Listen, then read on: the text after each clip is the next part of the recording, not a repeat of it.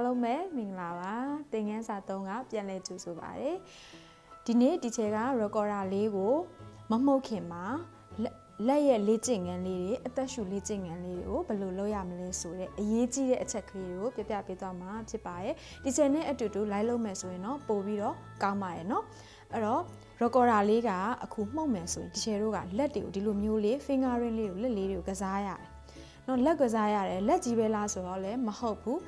လေကိုရှူထုတ်ရှူသွင်းကပုံမှန်လုပ်တတ်ဖို့လိုတယ်နော်ဒီချက်တို့နေ့စဉ်ပုံမှန်အသက်ရှူနေတာကမတိမတာပေါ့နော်အဲ့လိုရှူလိုက်တယ်ထုတ်လိုက်တယ်ဒါကိုကစိတ်ထဲမှာမှတ်မထားဘဲနဲ့ဒါပုံမှန်အသက်ရှူထုတ်ရှူသွင်းလုပ်နေရပါဒါပေမဲ့ဒီလေမုတ်တူရိယာလေးကိုဒီချက်တို့ကမှုတ်တော့မယ်ဆိုရင်ဒီချက်တို့ကအသက်ရှူလေ့ကျင့်ခန်းကလုပ်ဖို့လိုအပ်တယ်အဲ့ဒါမှမှုတ်ရင်မမောမှာအမောခံနိုင်မှာကိုမှုတ်တဲ့ဒီတန်စင်လေးတွေကလှနေမှာပေါ့နော်အဲ့တော့ဒီချယ်တို့ကအခုအရေးကြီးရပေါ့နော်အရေးကြီးတဲ့အချက်ကိုဒီချယ်ပြပေးမယ်အဲ့တော့လေမုတ်တူရိယာမှုတ်တဲ့လူတွေအကုန်လုံးကအသက်ရှူလေးခြင်းကအရန်အရေးကြီးပါတယ်အဲ့တော့ okay recorder လေးကိုဒီချယ်ဘေးမှာခဏချလိုက်မယ်ပေါ့နော်ဒီချယ်နဲ့အတူတူလက်လေးခြင်းကအရင်ဆုံးလိုက်လို့ကြည့်ကြရအောင်အဲ့တော့တချို့တို့ကတချင်းလေးတွေကိုမှုတ်တော့မယ်ဆိုရင်လက်ကလေးကဒီလိုမျိုးသွားရတာဖြစ်ကြာလာရင်လက်ကဒီလိုမျိုးအနေထားနေပေါ့နော်လုံနေရဖြစ်တဲ့အတွက်ကြောင့်မို့လက်လေးညောင်းလာမယ်เนาะလက်ချောင်းလေးဆိုရင်ခါလေးကြာရင်အဲ့လိုမှုတ်နေနဲ့အဲ့လိုမမြောက်ချင်တာတို့လက်လေးကတ်သွားတာအဲ့လိုမျိုးလေးတွေကြွက်သားလေးတွေဟိုအားနေတာတို့အဲ့လိုဖြစ်မှာဆိုလို့ဟိုတူရိယာမမုတ်ခင်မှာလေ့ကျင့်ခန်းအရင်လုပ်ရမယ်ပေါ့နော်အဲ့တော့တတမမီတို့ကဥတီချင်နဲ့အတူတူလိုက်လုပ်ကြည့်ကြမယ်ပေါ့နော်အဲ့တော့ finger လေးကိုအရင်ဆုံးလေ့ကျင့်ခန်းတစ်မှာလက်ကလေးတွေကိုဒီလိုခါလိုက်ပါလက်ချောင်းလေးတွေရောဒီလက်အစစ်ကလေးတွေရောเนาะအဲ့လိုမျိုးလေးလေ့ကျင့်ခန်းသွေးပူလေ့ကျင့်ခန်းလုပ်လိုက်ပါပေါ့နော်အရင်ဆုံးဟုတ်ပြီကဲဒီလိုလုပ်ပြီးသွားပြီဆိုရင်လက်ချောင်းကလေးတွေကိုဒီလိုမျိုးဆန့်ထုတ်လိုက်ပါဒီလက်ပါဆန့်ထုတ်ပေါ့နော်လက်ချောင်းလေးလို့ကိုအဲ့မှာလက်ချောင်းကလေးတွေအပူတွေထွက်သွားမယ်เนาะဒီလိုမျိုးလုပ်မယ်ပေါ့နော်အဲ့တော့လက်ကလေးတွေကိုဒီလိုမျိုးဆက်မယ်နော်โอเคအဲ့ဒါကို10မိနစ်လောက်လုပ်ပြီးပြီဆိုရင်เนาะကဲလက်ချောင်းလေးတွေကိုအခုကိုယ့်ရဲ့အခုဘယ်ဘက်လက်ကလေးကအရင်ဆုံးလုပ်မယ်ဆိုဘယ်ဘက်ကလေးကိုလို့ဆန့်ထုတ်မယ်ညာဘက်လက်ကလေးကဘယ်ဘက်လက်ကနေလို့ဆွဲပြီးအနောက်ကိုကော့လိုက်မယ်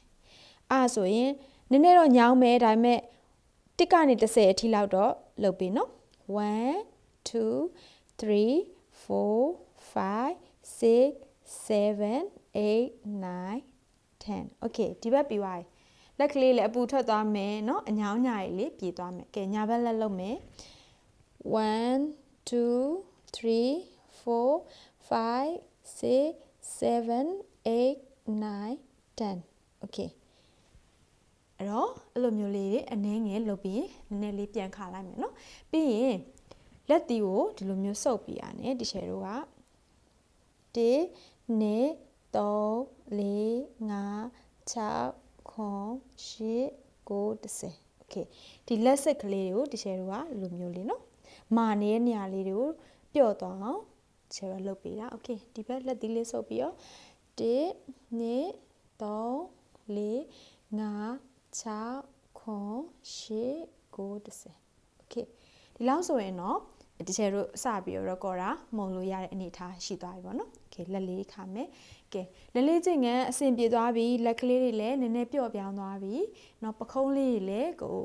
ကိုလှုပ်ချင်တယ်ဆိုရင်တော့ပခုံးလေးချင်းကန်လေးပါလှုပ်လို့ရတယ်เนาะအဲ့တော့ပခုံးလေးချင်းကန်လေးပါလှုပ်ပေးရဆိုရင်တော့ပို့ပြီးတော့ကောင်းတာပေါ့เนาะအားဆိုရင်မှုန်တဲ့အခါမှာ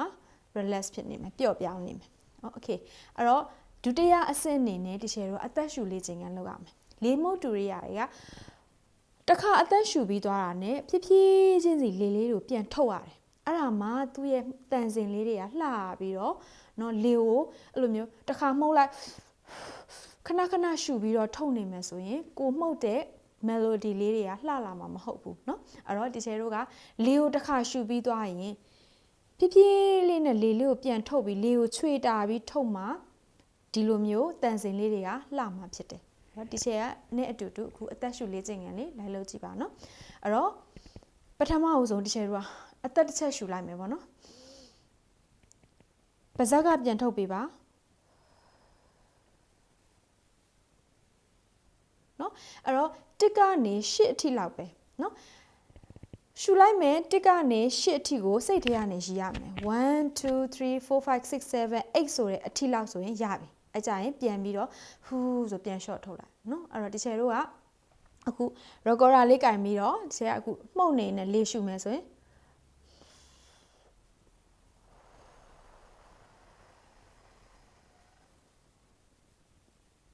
အသက်အောက်ပြီးတော့ထုတ်ရမှာပေါ့နော်လေကိုထုတ်ရင်နှာခေါင်းမှာအသက်အောက်ပြီးတော့အဲ့လိုမျိုးထုတ်ရမယ်ပေါ့နော်အဲ့လိုမျိုးလေ့ကျင့်ခန်းကို9ခေါက်လောက်တာတို့သမီးတို့ကလုပ်ပြီးအသက်ကိုတစ်ချက်ပဲရှူမယ်ပါဇက်ကနေဟူးဆိုဖြည်းဖြည်းလေးအသက်အောက်ပြီးတော့လေကုန်တဲ့အထိလုံးဝလေတဲ့ဘိုက်ရင်ထဲမှာဒီဘိုက်ထဲမှာလေလုံးဝမရှိတော့တဲ့အထိကိုတာတို့သမီးတို့အသက်အောက်ပြီးလေကိုပြန်ထုတ်ပြီးတော့မှနောက်ဆုံးလုံးဝလေလည်းမကျန်တော့ဘူးဆိုမှ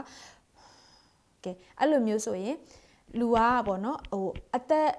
ရှူလေးချိန်ကန်လှုပ်တယ်လို့ပဲဒါတို့သမီးတို့ကြကြလုပ်မယ်ဆိုရင်အဆုတ်အားကောင်းလာမယ်เนาะဒါတို့သမီးတို့ကျန်းမာရေးအတွက်လည်းကောင်းမယ်လေမုတ်တူရီယာမှုတ်တဲ့အခါမှာလည်းမမောပန်းမဲနဲ့အလွယ်တကူမှုတ်နိုင်မှာဖြစ်ပါတယ်တီချာဒီနေ့သင်သွားတဲ့သင်ခန်းစာကတော့နှစ်ခုပါဘာတွေလဲပြန်စဉ်းစားကြည့်ပါ recorder လက်လေးကျင့်ကန်ပြီးရင် recorder မမှုတ်ခင်မှာလေးရှူလေးကျင့်ကန်เนาะအဲ့တော့အဲ့ဒီနှစ်ခုလေးကိုဒါတို့သမီးတို့ကနေ့စဉ်ပုံမှန် recorder မတီးမှုတ်ခင်မှာလုပ်ပေးမယ်ဆိုရင်ဒါတို့သမီးတို့အတွက်အကျိုးရှိလာမှာဖြစ်တဲ့ပို့ပြီးတော့လွယ်ကူလာမှာဖြစ်ပါတယ်။ကဲဒီနေ့သင်ခန်းစာလေးကတော့ဒီလောက်ပါပဲ။သင်ခန်းစာလေးကိုဆက်လက်ပြီးတော့စောင့်မျှော်ကြပါနော်။ Teacher ရဲ့ YouTube channel လေးကိုလည်း like and subscribe လုပ်ပေးဖို့မမေ့ပါနဲ့